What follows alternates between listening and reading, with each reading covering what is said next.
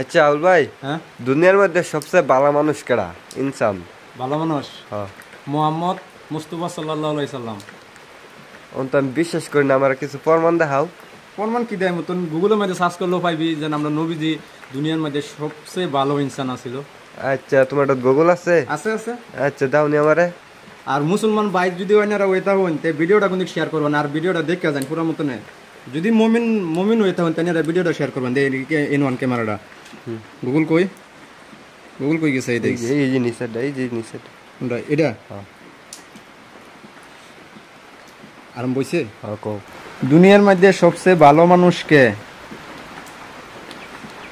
কোরা অনুযায়ী 12ই নভেম্বর 2020, 18 ঘন্টা 47 মিনিট 35 সেকেন্ড। অনলাইন সংস্করণ মুসলমানদের কাছে পৃথিবীর সবচেয়ে প্রিয় মানুষ মহানবী হযরত মুহাম্মদ, বিশ্বের সর্বকালের সেরা মহামানব হিসেবে মুসলিম সম্প্রদায়ের কাছে প্রশ্নাতীতভাবে স্বীকৃত। এবার ইন্টারনেট জায়ান্ট google.com এর র্যাঙ্কিংয়েও বিশ্বসেরা মানুষ হিসেবে তালিকায় প্রথম স্থানে তারই নাম রয়েছে। তার নাম কইলো। হ্যাঁ বাইনসেরিরা, আপনারা যদি মুসলমান হইতে হন ভিডিওটা লাইক শেয়ার করবেন, আর বাহি মুসলমান যত বাইনসেরি আছে তারা দেখবার সুযোগ করে দিবেন শেয়ার করিয়া। আর আপনারা তো জান শুনেই দুনিয়ার মধ্যে সবচেয়ে ভালো মানুষ হয়েছে হযরত মুহাম্মদ মুস্তফা সাল্লাল্লাহু আলাইহি সাল্লাম। তো ভিডিওটা বেশি বেশি করে শেয়ার করবেন।